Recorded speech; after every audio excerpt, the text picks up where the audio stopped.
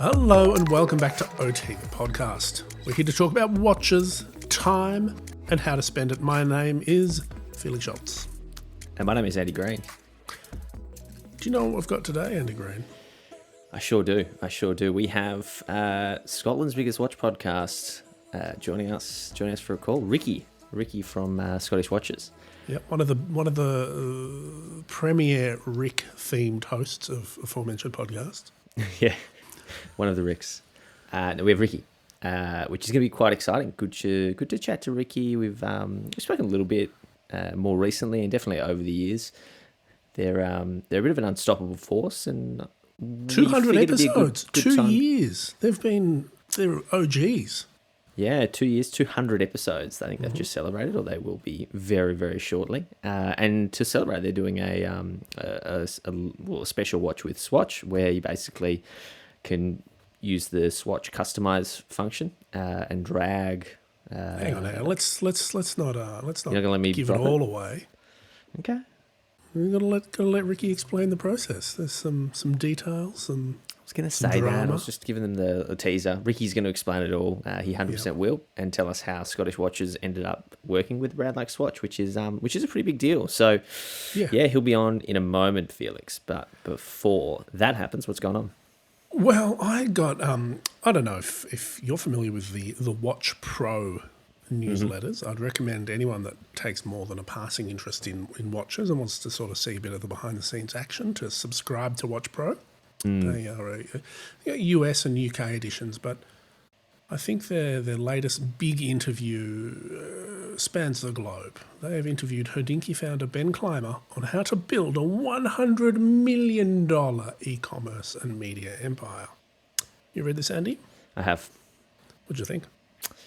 It's an interesting title. There might be some liberties taken with the $100 million valuation, but it is it's a good read. Watch Pro is one of those sites I like to subscribe to just for the EDMs alone. It's a good way to get the real-time news. They do get stuff up pretty quickly. Yep. This was a really interesting and sort of fascinating interview with Ben. I think because for me, there weren't really any surprises. Like, it's the same sort of messaging and lines that Ben sort of put out to the public over, certainly like the last 5 or 6 years, which, I can respect that. There's a bit of an insight into what's going on, what their plans are, and, it felt like it was almost proactive as well. Like, I think there was a line in there about that said Hodinkee actually approached Watch Pro to put that sort of together. Yeah, I think there's a few things that I found interesting about this. One, and you're absolutely right, I think it's the same line from Ben Clymer or from Hodinkee that we've seen over the last few years, which, I assume they've got, strategic planning, and it should come as no surprise that they're sticking to it. Other things I found interesting, so there was a lot of talk about Hodinkee positioning themselves as a voice of the community early on, quite strongly, like a lot of, referencing the community have brought them here, and the community are, what they're sort of serving, which I found interesting, given some sort of perhaps community backlash or perceived backlash in, last year especially. And I also felt there was one line sort of in the middle of it where he talked about, sort of social media platforms and, the future always being, owned digital, because he said Instagram is passé. And I was like, oof, that's a telling line, but one that might have some truth to it. Yeah, it's really interesting. It's a good one to link up. Yeah. Anyway. We should do that. We should link it up, Andy. Do you reckon we should? I think you can put your notes together and put a little link for the people. We need to take a quick break, and then we're going to come back with the one and only Rikki from Scottish Watches. Nice. This episode of OT, the podcast, is brought to you by our sponsors, Longines, and we are very excited to have them back on board for 2021. 100%. We've spoken a bit about their Spirit line, so today we thought we'd mix it up and have a look at one of their more recent releases in the last few years, which I think is a certified summer hit. Sure is. It's a platinum hit, Felix. And I think you're right. Today we're chatting about the Longines Skin Diver. What's the deal with the Skin Diver? I'll tell you the deal. The Longines Heritage Skin Diver has been around for a little while now, and it's a really beautiful timepiece with distinctive looks. This is actually a reissue of sorts from the original Longines Vintage Nautilus Skin Diver. The modern version, though, well, the bezel has a matte finishing to it. It's actually PVD coated steel, reminiscent of the original plastic ones used on those 1950s models. It's also got slightly sort of off-white, creamy markers, and the dial, wowee, is black and full of texture, so much so you can feel like you can touch it. But complementing this, a gorgeous font has been used, and sort of long, thin minute markers both kind of lean into that vintagey style of the loom. The text on the dial has been kept to a minimum, letting those sort of various colours and textures speak for themselves. Absolutely, Andy. It's a beautiful looking modern retro dive watch. And with those longer lugs, it leans into that, overall vintage aesthetic. How do I get one, Andy? Do you want to know the price first? Yeah, I do. Tell me. Alrighty, so the price is 3,925 Australian dollars, and it's available at longines.com with free shipping and 24-month warranty. Now tempt me with the finer details. Tempt I shall. 42mm stainless steel case with an automatic movement, the Longines L888 caliber. That's 64 hours of power reserve for you. Now, it's waterproof to 300 meters with a nifty diving bezel that's got little notches for extra grip. Love some extra grip. Who is the Longines Heritage Skin Diver for? Yeah, maybe you're a vintage Longines fan but can't locate one of the few 1950s models, or perhaps you enjoy the vintage aesthetic and the combination of reliable modern build quality. Either way, it's robust and attractive. It can be dressed up, down, even sideways, depending on the strap you choose. And maybe you're into like a larger dive watch, or maybe you're an actual skin diver. Yeah, I think that really covers all the bases. Bingo. So head to longines.com to discover the collection today and buy it online. We'll link it up and we'll be posting hands-on pictures to our Instagram. And again, don't forget the free shipping and 24-month warranty when you buy from Longines online. And we are back, Andy Green. I do have to warn you about something, Andy. What's that? In a little bit of prescient post-production awareness, my internet might be terrible and my audio might drop out. So there might be some shenanigans with my voice. So just a heads up for that. I promise I'm upgrading to the NBN soon, and Australia has promised it'll all be better. Yep. Hang in there, guys. I carried this one through to the end. Like usual. Yeah. Let's not waste any more time. Let's get the one and only Rikki on the line now. Let's do it. Alrighty. Felix, can you hear me? I can hear you, Andy Green. Fantastic. We've got a special guest on the line. Yeah, who are we talking to today? Someone from the northern part of the planet, hemisphere, all of those things. He's Scottish and he's into watches. He's done a podcast that I'm sure everyone has heard. They've just ticked over 200 episodes. Bam. And they got their second birthday just days away, which will be celebrated virtually. He's got a very loyal Facebook group. And he, like I said, loves watches. We have Rikki from Scottish Watches on. How are things going, guys? Yeah, fantastic. How about you? Great to have you on board. Not too bad. Just sort of explaining before we hit record there how the lockdown situation is up here in Scotland. But hey, got to make the best of it, and it's a new year, and we're looking forward. And like you say, second birthday just round the corner. Life is good, or life will be better. Let's put it that way. Now, your second birthday, I'm sure you've got a party planned, maybe a socially distanced one, who knows. I'm more interested in the Christmas present you dropped on the your loyal fans. Little Swatch collaboration. Can you tell me what the story is with that? Yeah, I'm trying to remember because it's been a good festive period for alcohol. We actually did our first live podcast recording drunk on Boxing Day, and the repercussions of that are still infused in my blood system at the moment. Right, let me cast my mind back. We started the project maybe 4 months ago because, as you guys will probably be aware, in the watch industry, you get a lot of people looking to do collabs and things like that. So almost on a weekly basis, we were getting approached by brands, micro brands, established brands across the world to do something. And we always thought, if we're going to do something, we want it to be of the moment. And unfortunately, as we know, last year things were terrible for so many people, not just financially with losing jobs, careers, industries and whatnot, but also family, friends, things like that. So we decided for the first collab watch after 200 episodes and coming up for our 2-year anniversary, we wanted to do something that we could kind of give back to the community as much as possible. And if you're going to do that, you're basically looking at Swatch watches because they're inexpensive, they're cheery, they're fun, and the system that we ended up using with Swatch is an almost print your own design service. You pick from a pattern, a wallpaper, an image, you slide it around on your PC, on your tablet, on your phone, and when you like the look of what sits underneath the template, you basically stamp that image, and that is your watch. So no two are exactly the same. You can rotate it, spin it, zoom it, etc. And that's the thing we went with.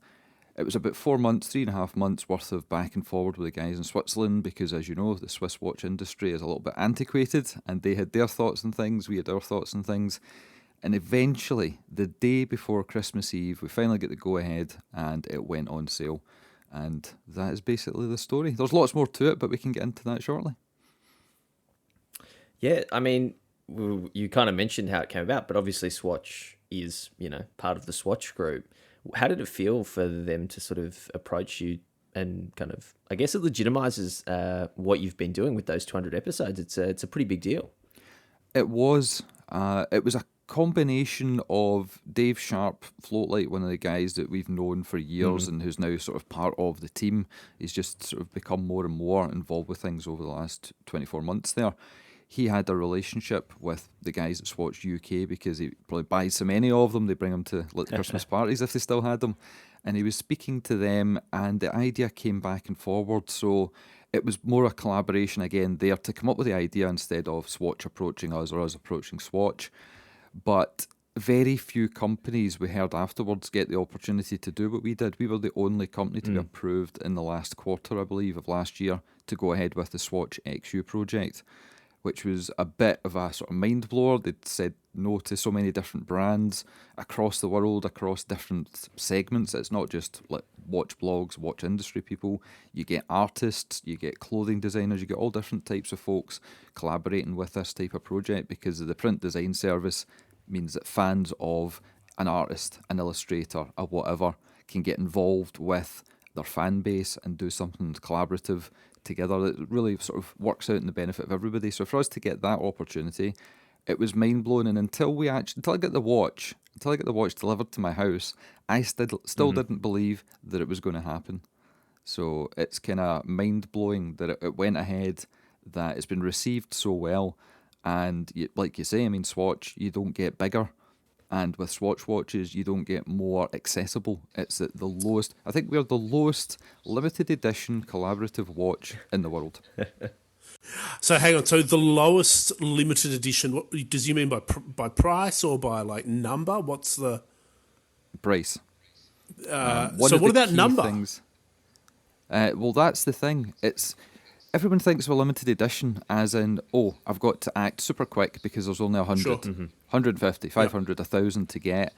What we did was we were given the choice, really, what we wanted to do. And instead of limiting it by numbers where we thought, okay, we're not Hodinkee, no chance at all, nothing like that. But there's the possibility if we only did 100 or 150 pieces or whatever, they would get snapped up quickly and then it would end up on eBay and it would just create a bad taste in people's mouths. So to take that opportunity away from scalpers and, the flippers and whatnot, not that we're thinking of Rolex or anything like that, we decided to go with a time limit instead of a volume limit. So instead of 500 pieces, you basically had a month. So the moment the watch went on sale, which I think was the 23rd of December, until the 23rd of January. So it gives you that ample opportunity to get the watch. And the other thing there, when I said it was the lowest price special sort of collaborative edition, the reason behind that is we don't make any money from the sale of the watch. The illustrator that helped us with the designs, that took our sort of bullet point list and created all those fantastic illustrations, she's not taking a penny from it either. And that enabled us to release the watch after such a horrible year last year where people might be feeling the crunch in the pocket, especially at Christmas time.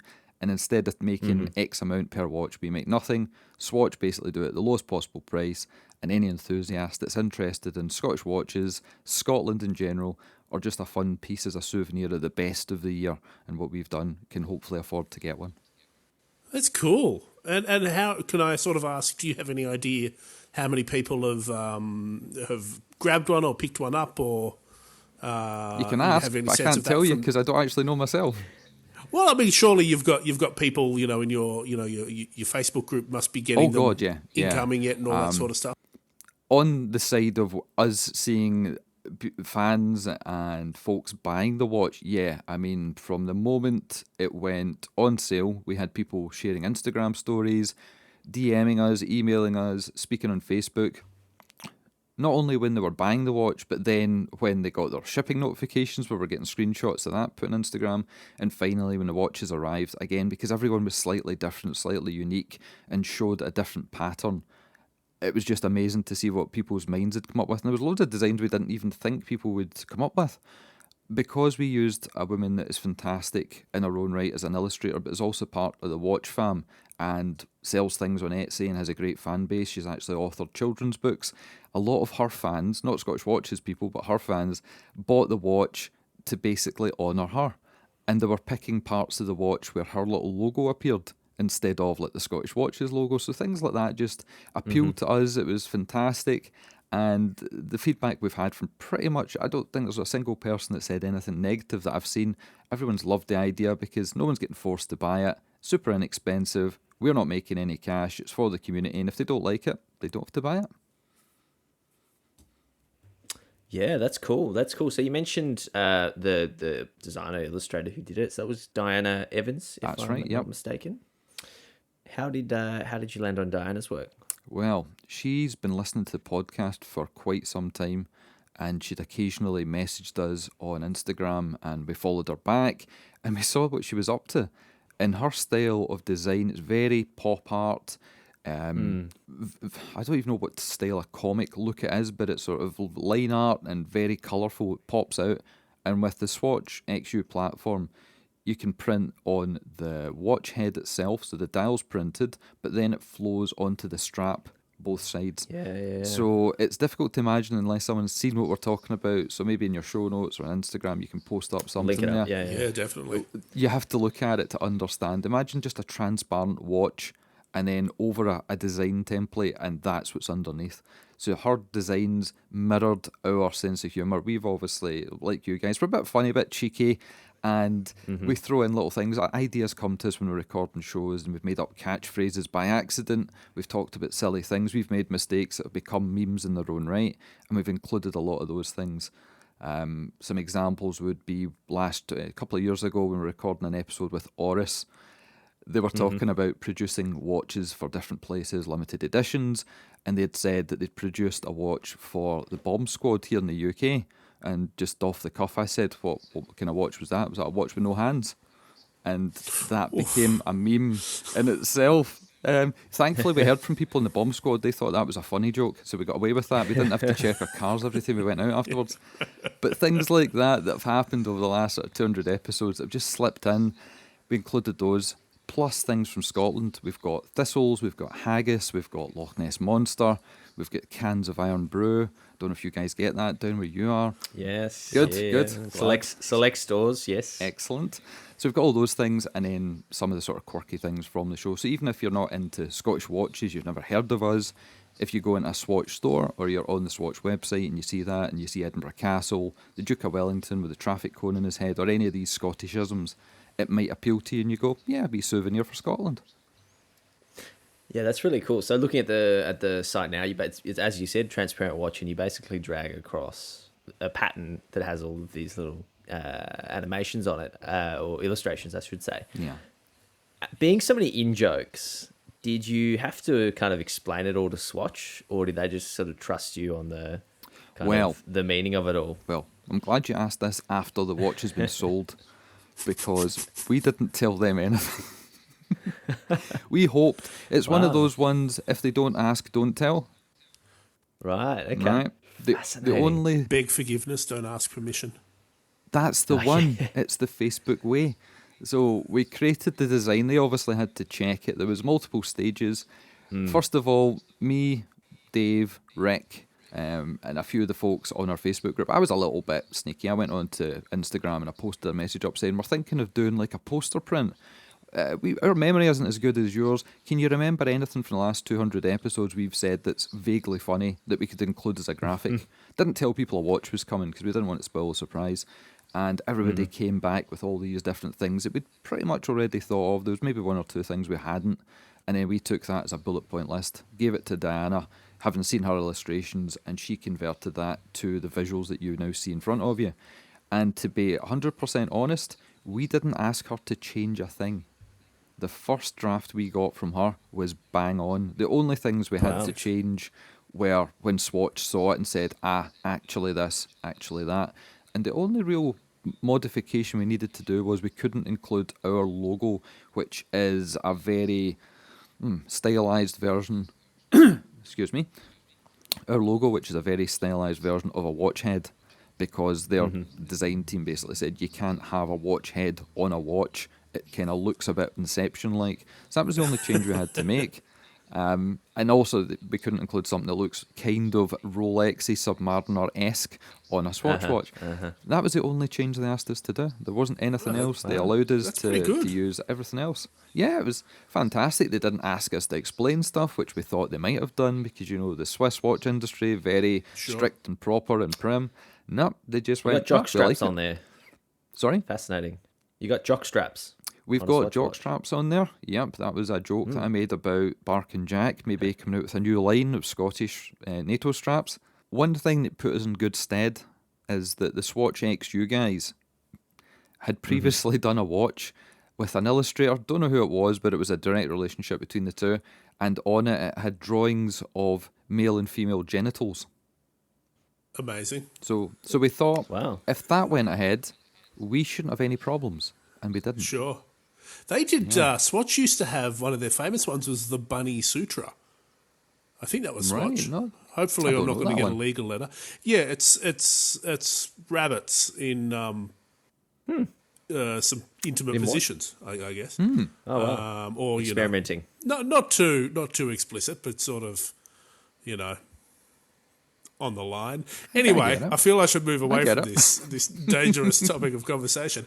Aside from your Swatch watch, can you suggest a good Scottish watch? Yes, I can.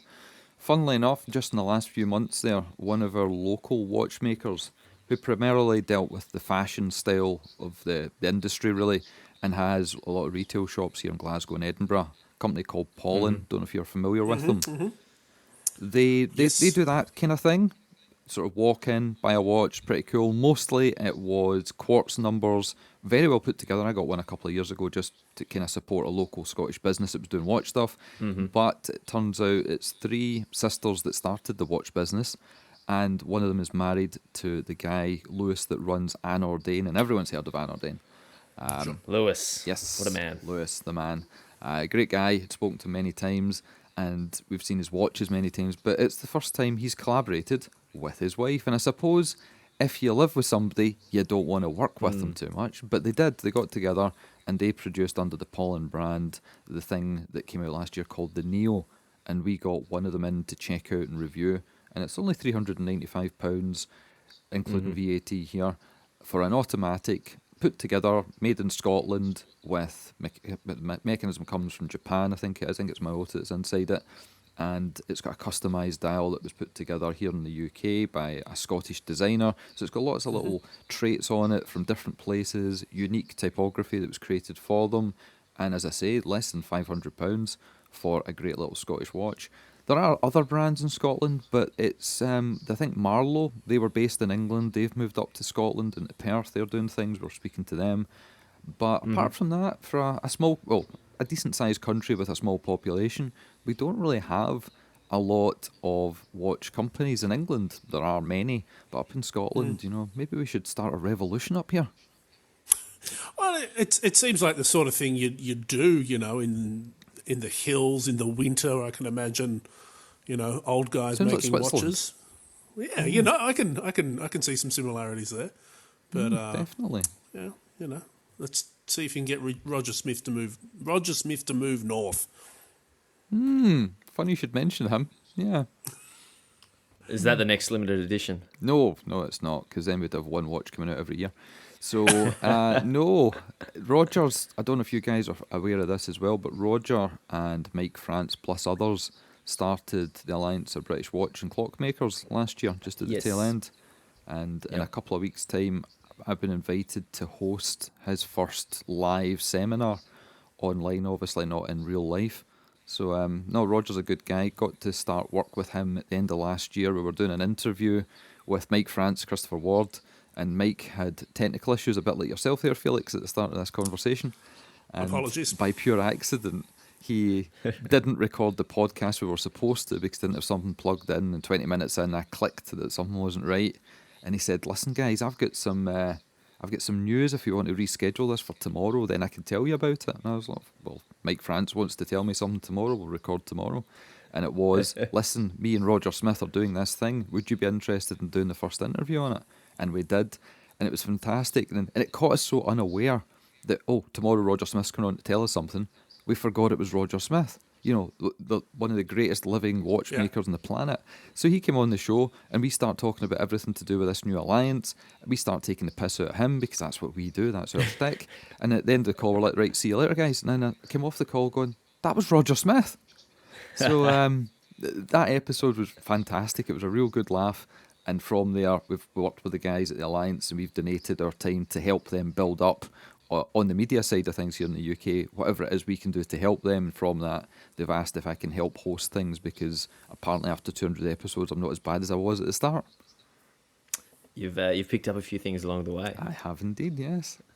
Yeah, fantastic. Okay, so let's talk about the podcast. So obviously it's Scottish Watches. Yeah. It's about watches, but what does it stand for and why did it start? Oh, God. Why did it start? It started as a complete joke. There was a Scottish podcast to do with watches that was already around, and we're talking, as I say, over 2 years ago. The anniversary for the second birthday of the podcast being released is 11th of January, and the idea happened around about September time, 2018, and it happened after a Red Bar meet here in Glasgow. Went to that. It was my first Red Bar. Bit nervous going in because I didn't know the watch fam existed. Didn't really, like everybody, you don't realise other people are a bit nuts and like these little mechanical engines on your wrist. Went along, everything was fine, spoke to a few people. Then I went on to Instagram, and the guy that ran this podcast, Alan, was writing some things about it because he'd organised the event. I left some comments, another guy left some comments, and we had a bit of a joke and a laugh about things, and I didn't know this other guy, who turned out to be Rick. A couple of weeks later, ended up at a store launch in Glasgow, pretty much in the same place, and I walked in, and there was this loud booming voice in the room, and I sat down just beside this guy, and he's talking away about stuff, and I start talking to him, and it's Rick. And that was our first meeting, and we spent about an hour just talking absolute bollocks. And I am the loud, brash one, you know, I swear, I go out partying, I do this, I do that, used to be a DJ, blah, blah, blah, into fast cars, all that stuff. And Rick is this prim, proper, plays the drums in the church band, farmer guy. And you couldn't have two, it's like the odd couple of watches or the odd couple of podcasting. And from there, we just had a joke and a laugh about stuff, and I said, we should do a podcast, it'll be funny. And he said, well, we should probably make a website first. And that's where the Scottish Watches website came from. Then the podcast launched, and we had a decent Instagram following for each of us. We both had independent watch Instagram accounts to keep all that stuff away from the normal folks. You know, I don't want to bore them to tears. And I had about 1,000 followers. He had about 1,000 followers. So we told our collective followers, this is what's happening. And I had already used the name Scottish Watches for my account. And I thought, right, well, I'll just convert that over. It's a decent sounding name. It's about watches. It's in Scotland. There aren't any other websites, blogs, YouTube channels or anything like that in the country. I'm the first. We're the first. Let's see what happens. Put the first podcast out, promoted it. Got a kind of fairly lukewarm response from what I can remember. All the friends said it was great. Everyone else was like, yeah, whatever. But then we started to get a little bit better. My background is media. I used to run a car magazine. I've worked for, let's think, Fast Car, Max Power Magazine, Banzai, Japanese Performance, different titles here in the UK. I've written for newspapers and whatnot in a past life. So I had a little bit of idea, and my day-to-day is audio-visual work. I'd record weddings, gym, fitness classes, music events, corporate stuff. So I just took that, and then I had to put myself in front of the mic, in front of the lens. And it took a little bit of time to sort of get my bearings, but within like maybe 10 episodes we were up to speed, and people were listening. And they were staying, they were listening, they came for the watches, they stayed for the banter, and that's where we've kind of taken it. We're different, we're just like you guys. We don't take ourselves too seriously, we don't have a stick up our ass. We talk about watches, but in a fun way, and we're open and honest. If we don't like something, we'll say it. We won't just ignore it like other places, you know. We'll stick to our guns. We've made some mistakes, but we own our mistakes, and that's kind of where things started from. That sounds like exactly how you want to start a podcast, and there's certainly some echoes of familiarity in that story. Andy and I are a bit of an odd couple as well. I'm the cool one; he's the nerd, obviously. I want to ask you the hardest question. You know, this is not. We're not here to sort of puff you up and make you sound great. I want to ask you some really tough questions. Oh, okay. Starting with this one. Okay, Who's the I'm gonna best take another guest? sip of my coffee. Oh, okay. You ready? Right, I'm ready. Hit me with it. Who's the best guest you've ever had on? And I don't want one of these. Oh, nah, they're all great in their own way. I would just tell us who it is. Jean-Claude Biver. Hey, that's a good We'll link up that episode because that's definitely a sort of a milestone moment. And what about that interview or moment just stands out to you? Getting it. Him agreeing to actually do it. It still catches me unaware. Like I said, when the Swatch arrived in my hand and it was real, I've grown up here in Scotland. Unless something is tangible and in front of you, it doesn't exist. Don't count your chickens. And until we actually recorded and had Jean-Claude Biver on the line, it was a pipe dream. He is the biggest name in the industry in the world, and the fact that he took the time out to speak to a couple of Scottish idiots who are running this podcast from, their spare bedrooms almost, although now we've kind of got mini studio and whatnot. It was just humbling, and it made us feel great. The way he took the time out of his busy day, I mean, he's a busy dude, he's getting on in life, and he's got his family and all the rest of it. That was just one of those, take a moment and think of where you are. And it was funny because before Scottish Watches, literally 6 months into me getting into watches and the hobby, I met him because he came across to Scotland, came across to a place in Glasgow that I frequent, and did a talk. And it was a 45-minute, hour-long talk, start to finish, about watchmaking, history, but with bringing it into the modern age. And everyone nowadays saying, quartz is not great and Apple Watches aren't great. But if you look at Breguet in his time, he was using the latest technology, the latest materials to further watchmaking. And if he was alive today, he would be pushing the latest stuff. It's not about taking stuff away, it's about adding. And that always stuck with me. I actually covertly video recorded that entire session that nobody knew about back then and uploaded it to YouTube, as I say, before Scottish Watches. So to get him on the show, episode 200, and everything he said was good. There wasn't anything I thought, right, I'm going to have to edit that out. It was a really, really tough decision how to get that down to 1 hour from the sort of hour and a half that we had with him. But no, I would say, without a doubt, him. And there's been many others. We've had Tim Mosso, Isle Adams. We had Archie Luxury on the show for our 50th episode. And the guy did not swear once. We got him on and he didn't swear. And everyone's like, oh, I'm not listening to that episode. I tell everybody, go check it out. And you'll see that the guy underneath the facade that's under the facade that's under the facade, you'll see a little bit more of the real person. So, yeah. Yeah, I love that. JCB is a massive name, actually. I was telling Felix the other day that, I don't know what it was. I was listening to like my release radar on Spotify and a rap song comes up. And Jean-Claude was mentioned in the rap song. Really? What tune was that? Yeah. I'll have to find it and I'll post the link. But mad. I'm like, what? Like, he's been referenced as like the industry titan. Mm-hmm. Did you learn anything from the great man? He was talking about passion, and you can never retire from a passion, whereas you can retire from a career. He spoke a lot of sense about, you've got to be determined. The people around you need to be on the same mission as you. It's not all about you. It's about the team. It's about the people that come with you and build things. And not to, like I said, not to stick to the past. Everything is fluid. Go with the flow. You can't hold back the river. Just start to finish, it was great. And I loved the anecdotes and the stories. Some of them you've heard before, but when he tells it, it's like your parents telling you a bedtime story. Your grandfather telling you a bedtime story. It doesn't matter if you've heard it 10 times before. It was so well executed and delivered that, our fans, our listeners, our followers came back to us and went, that was one of the best. That was great. And even to this day, I mean, that was a couple of months back, and we get people going through the archive. Somebody finds the podcast, and as you guys know, they start at latest episode, go, I like this, and they start working their way backwards. And we're still getting positive feedback day by day, week by week on that JCB episode. Yeah, cool. So that's the favourite guest. Is it the favourite episode, or is there an episode that you're really, really proud of for a different reason? It's difficult to keep a handle on it. I mean, we're like you guys. We release a couple episodes a week. Sometimes if really, really mental stuff is happening, it might go up to 3 episodes just to cram things in. Now you've asked me. I wish I'd been given like a cheat sheet of questions before the hit record button. The Tim Mosso episode was good. That was for... He was...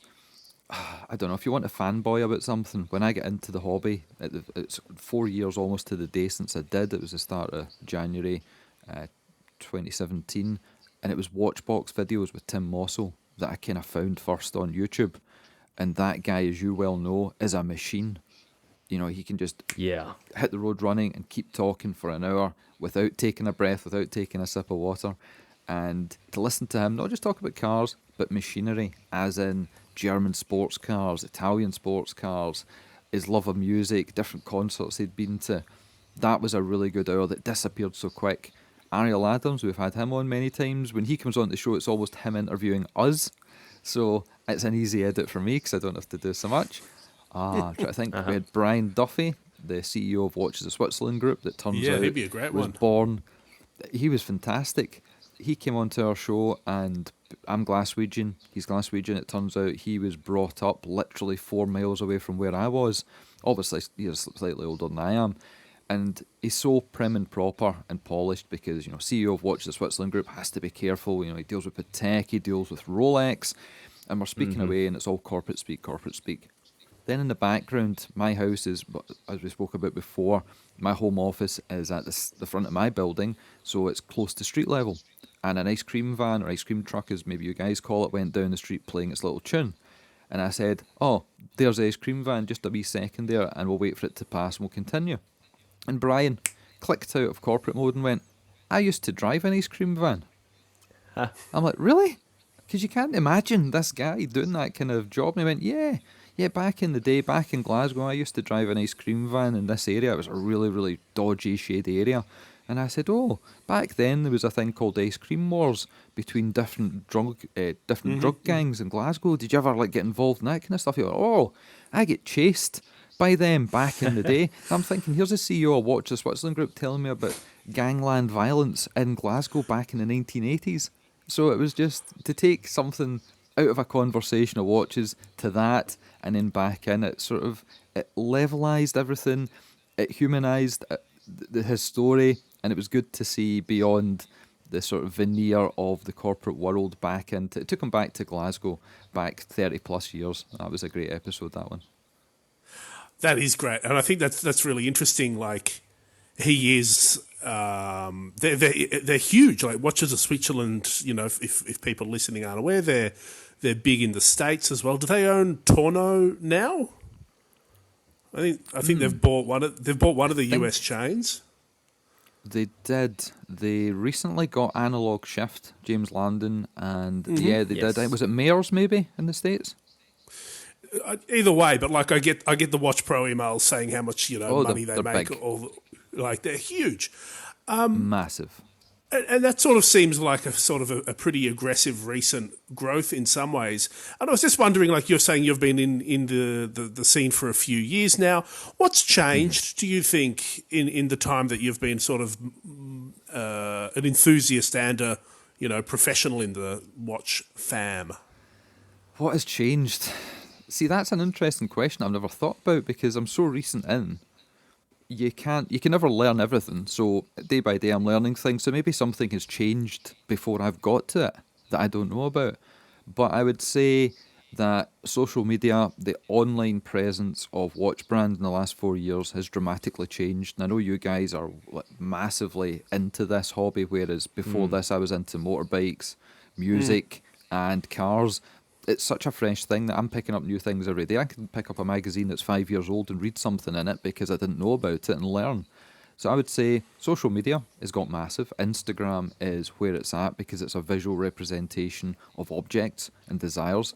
So it's great for that. Facebook is not too bad, but it's starting to wane a little bit. It's not quite as popular as it used to be. So Facebook pages, the groups are quite good.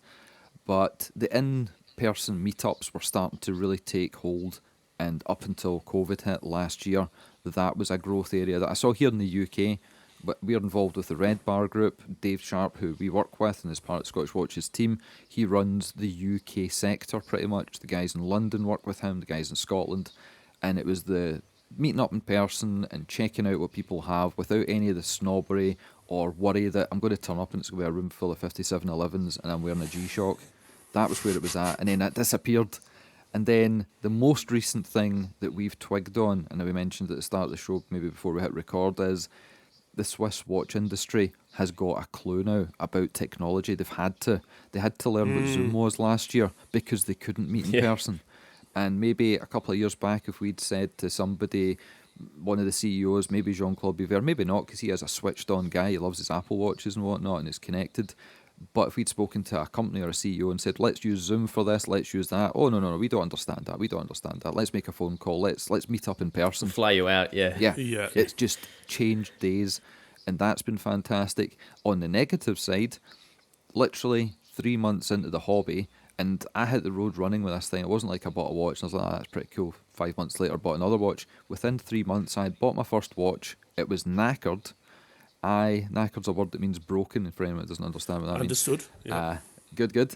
Bought it. It was broken. It wasn't running properly.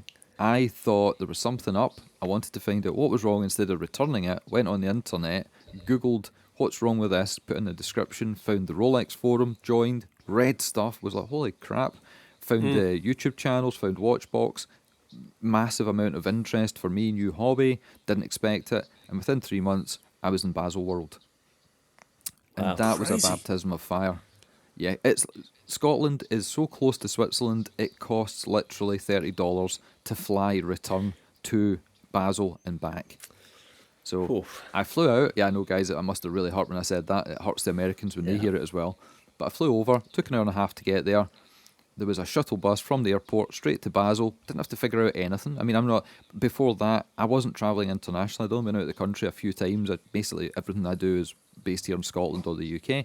Went across there, spent the full day trying to capture everything at Basel in 2017, which I think was maybe their 100th anniversary or their 50th anniversary, something like that. And I was just blown away. Could not believe what I was seeing in front of me. Instead of catalogues and online, getting to walk around the booths and people say, oh, it's not really good because you don't get to try the watches on. If you can see the thing in 3 dimensions with your 2 eyes and look around it and look at the booth, look at the way light works, speak to people, speak to the sales people, they even have technicians, master watchmakers there. It was amazing, and that just solidified my interest. And when I came home, I just couldn't wait to do other things. And as I say, went to Red Bar Meets, did this, did that, grew my collection a little bit, and then Scottish Watches was born. So there we go. That's like a express trip to the watch industry. That's insane. I mainlined watches. A quick follow up. What's the weirdest thing? Like Andy and I, we've been doing it a while. It's like, oh yeah, naturally people put their watches on their food and take photos of it. What's the weirdest thing you've encountered that watch people do? Or the industry? Oh, I have no idea because there's so much. You become a little bit numbed to the weird and wonderful wrist shots in public. Or what I've noticed is, I mean, only yesterday told people in my own Facebook account, here's a scoop for you, only yesterday did I tell people on my own Facebook account that I ran a watch podcast and blog. I'd not mentioned that at all on my profile. And I think the reason you just highlighted there, people taking pictures of Rolex watches in salads and whatnot. I think that kind of... It's a weird one, and I said this in my post, because people replied back and went, oh, I've known you for years and I didn't realise you were doing this. Why haven't you said before? And it's the whole reason I made a separate Instagram account back in the day.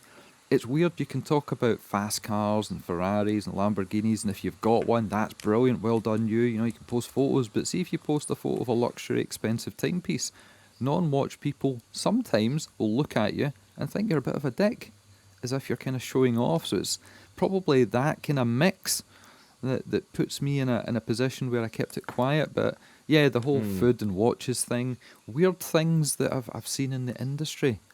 I don't really know.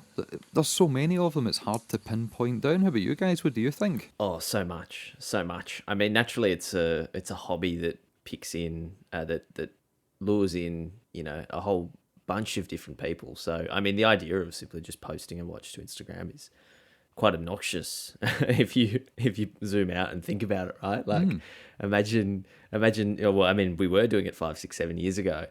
And it was very weird, and it seems to be a little bit more accepted. God, it's just, you just get all sorts of characters, because you get, you know, guys that are really into Seikos. You get, you know, doctors and lawyers that are really into high end stuff. You get just a really wide mix of people all over the world. So it's sort of this international club where, you know, there's a reason. It's just basically a reason to have a conversation with someone if you're up for it. I've thought of something there. It was something that was mentioned in one of our recent episodes. We recorded with Barbara Palumbo, and she's good friends with Max Busser from MBNF, and managed to get us an interview with him at the end of the year. That was our Hogmanay New Year's Eve episode. And in that, he was talking about doing collaborations, and he was trying to do a collaboration with Moser. And it happened. And he told us this story, and just very nonchalantly off the cuff, he says, yeah, I had some of my customers getting in touch with me saying, oh, I've just bought your new watch. And I'm saying, but I've not released a new watch. What are you talking about? Oh, this one here. And Max was having to tell his friends and customers, oh, no, that's a Moser watch you've accidentally bought. And I'm thinking, there's people that accidentally buy Moser watches in the world. So that's probably the most recent sort of head scratcher, and wow.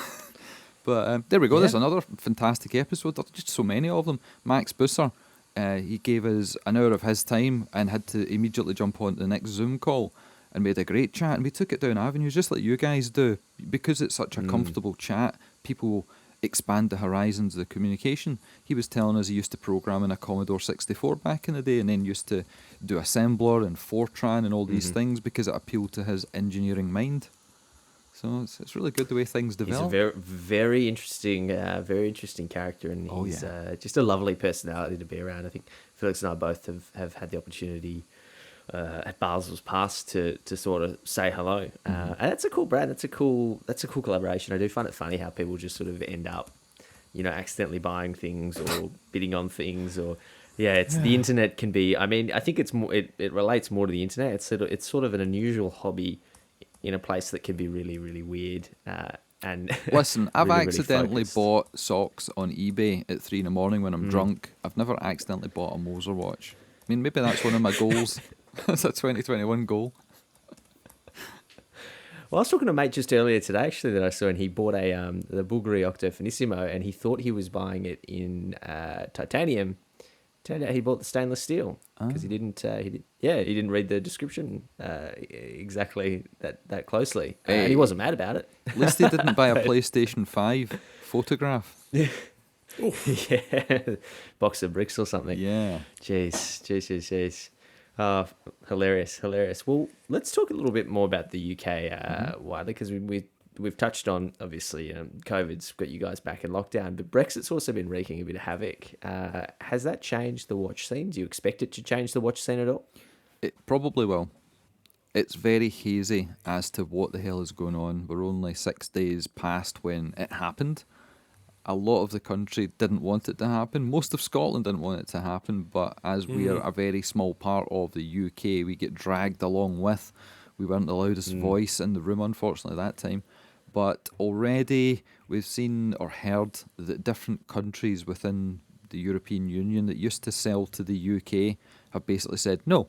Because whereas 2 weeks ago, if, say, a company in Italy was selling a watch at $1,000 to someone in the UK, they would sell it, and then the transport company, the courier, UPS, FedEx, whoever it would be, DHL, they would then collect that customs charge when it was delivered to the customer, and they would take care of it, and they would add on their little service charge. Happy days, not a problem. But now what I've heard is that no longer works. So that person or that brand or company based in Italy that's selling a £1,000 watch, they have to collect the customs charge for wherever it's going. They have to work on the accounting side of things and have the manpower and the facilities and the holding accounts and all the rest of it to do that. And depending on the margin levels, how razor thin it is, they're not interested. They don't want extra work. And if the UK is not a massive, big selling point, then they're going to not bother. And we've heard of some big companies, not within the watch space yet, but just generally, that have decided, nope, the UK is not worth it anymore, which is a real shame.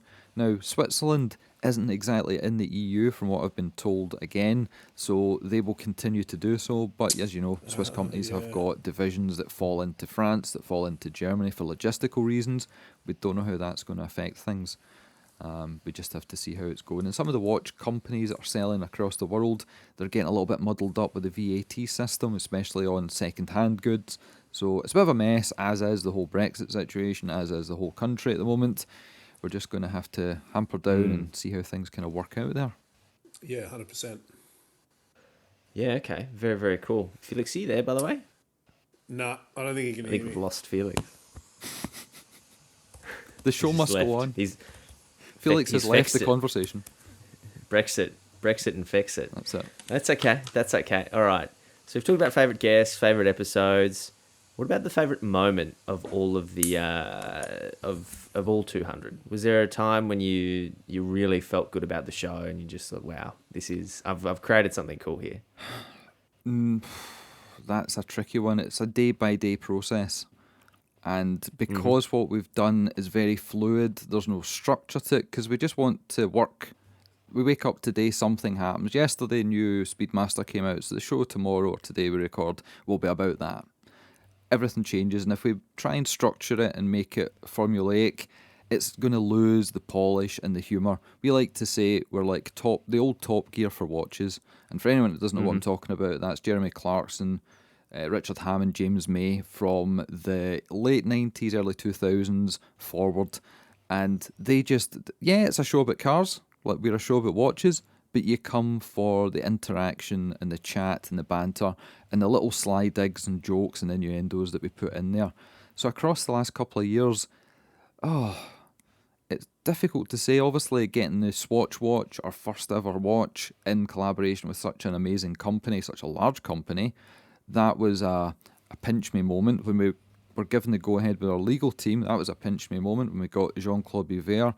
Even episode 100, as I say, with Tim Moss, so getting him on the show, somebody that I was intently watching and listening to for so long, that gave me an education, that told me about the Amvox, that told me about Debathun. That was fantastic.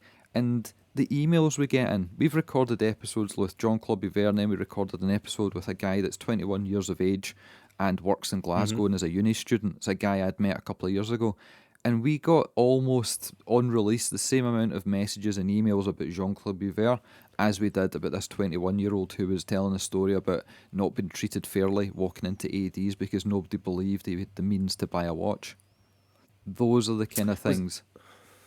Was that the biggest surprise that you've had along the way? One of the biggest surprises. We recorded that show and I put it on ice because we did have Brian Duffy, we did have Jean-Claude Biver and James Lambden all within a very short amount of time, and I thought, we're putting a friend in here that if someone checks the title of the show, they're probably not going to listen, or they'll put it to the end of the queue because someone else is bigger.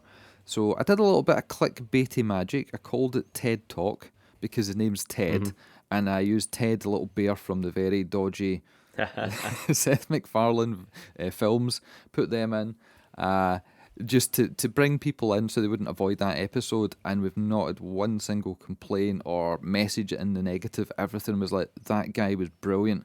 We had messages from 50-year-old people in the States saying, that guy's a lot younger than me, but I really got his message, understood what he was going through, and it reminds me of when I was younger and I was trying to buy a car or a hi-fi system or a watch.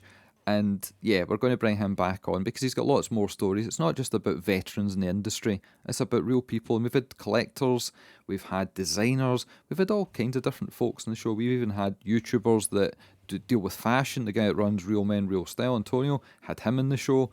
So we're kind of all open, all encompassing. And every day something new happens, a new email comes in. So we're always waiting for the next gotcha moment that just takes us by surprise. And coming on this podcast, probably that's the biggest thing that we've ever done. So thanks a lot for that, guys. It's the highlight of 2021 so far. It is, definitely. I love it. Well, what do you want to see out of 2021 then? Normality. I think that's what everybody wants. Now, there's all the talk of different vaccines that are coming out. I think there's 3 of them. that have come out that have magically appeared at the same time, 100% working fine, don't you worry about anything. So as long as that's all good and not clickbait in itself, and if the pandemic follows the previous curves of different pandemics that have happened across the years and decades, an 18-month cycle, hopefully by summer, we'll see some kind of, I don't know, road track towards, okay, things are getting better, it's washed across the world, let's see where we go from here.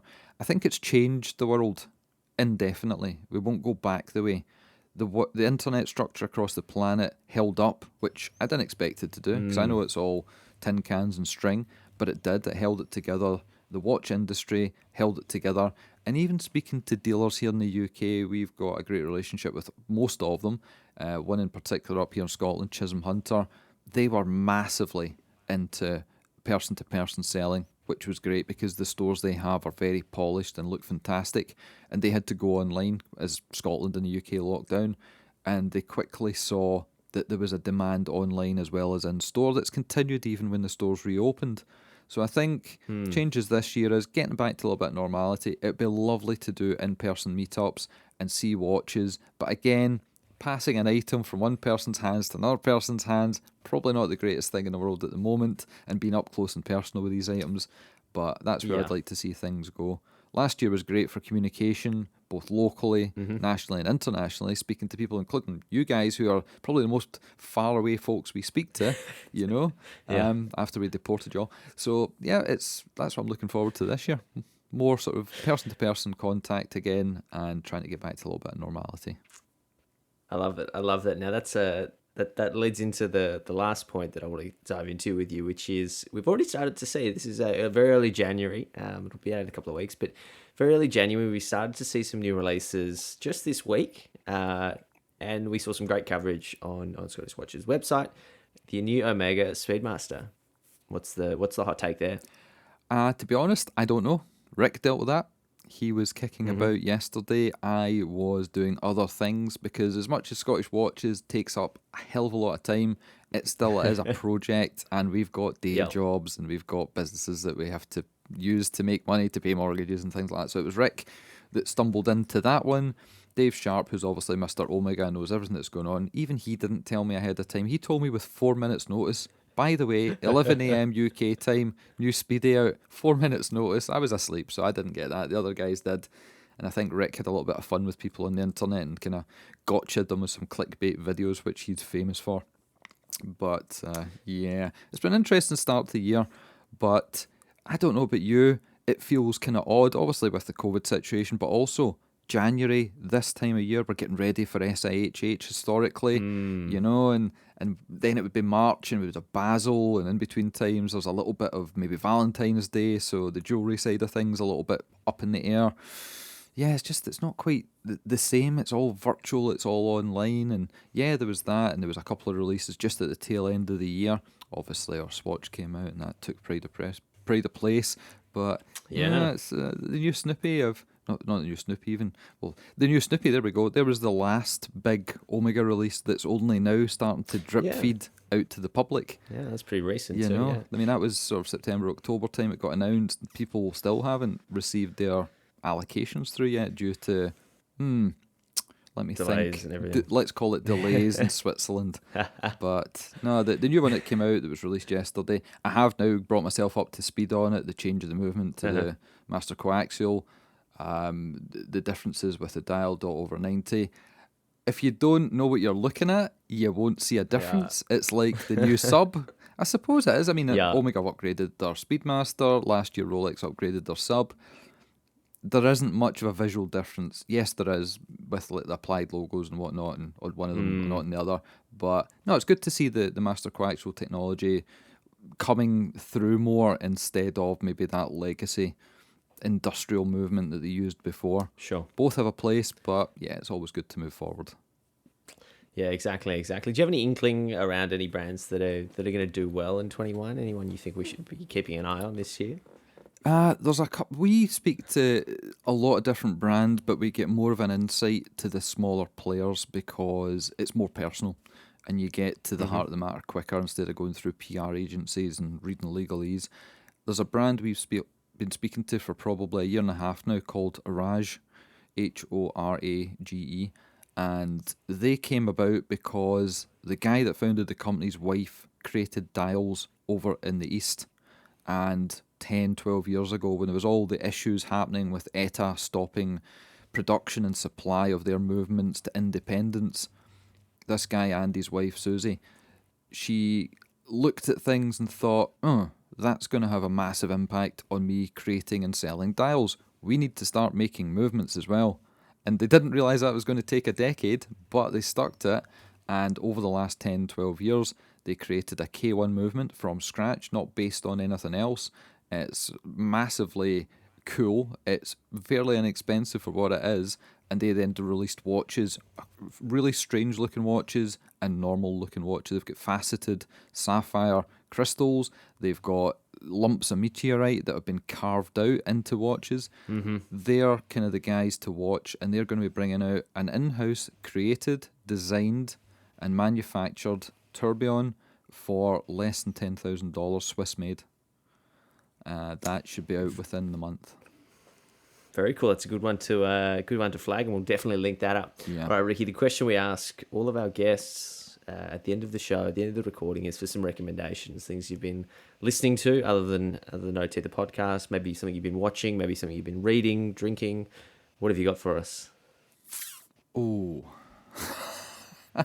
Really wish you'd given me a heads up on this. Right, ask me the first question instead of giving me a Rick 10 questions in 2 minutes.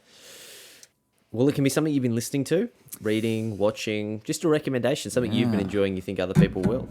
Something I have been watching. Well, I started to take a trip down memory lane in December there and went through all the action movies of the 90s. So that's probably what I've been doing most recently to kind of... I took a little time away from the watch scene a little bit. Standouts, you can't beat Arnold Schwarzenegger. So I watched the original Total Recall. Well, here's something. Here's Amazing. a recommendation for you. And it's a weird one. Yes. There's a documentary on YouTube of the original RoboCop film. Right. Sounds stupid. Okay. But it's the best behind-the-scenes documentary I have seen on any movie. And I'm not a massive RoboCop fan. I'm into sci-fi. I used to go to Comic-Cons when they happened because they were fun. I go to sci-fi things. I've met David Hasselhoff and Sam Jones. It was The Flash, all that kind of stuff.